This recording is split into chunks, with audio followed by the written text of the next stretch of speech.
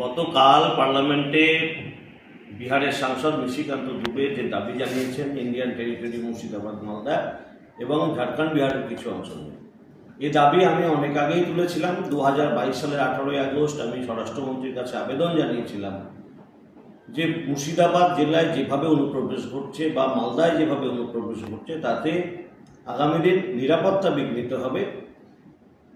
যারা আমাদের দেশকে আবারও ভাগ করতে চায়, ভাঙতে চায়, সেই শক্তি বাংলাদেশ হয়ে ভারতে প্রবেশ করছে, মুর্শিদাবাদ মালদা হয়ে সারা দেশে ছড়িয়ে পড়ছে। প্রশাসন একেবারে নির্বিকার, প্রশাসন দলদাসের মতো কাজ করে।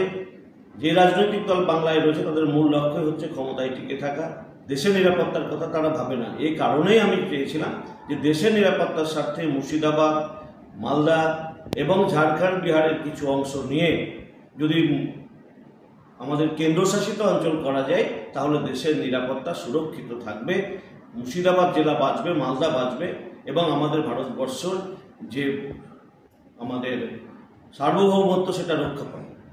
তো সেই দাবিকে আজকে পার্লামেন্টে নিশিকান্ত দুবে তুলেছে। ধন্যবাদ তাকেও যে আমি 2 বছর আগে যে দাবি তুলেছিলাম আজ পার্টি সেই সিদ্ধান্তে আজকে আস্থা রেখেছে এবং পার্টির পক্ষ থেকেও নিশিকান্ত দুবে আমাদের সাংসদ, তিনি আন্দোলন করছেন, তিনি আওয়াজ তুলেছেন।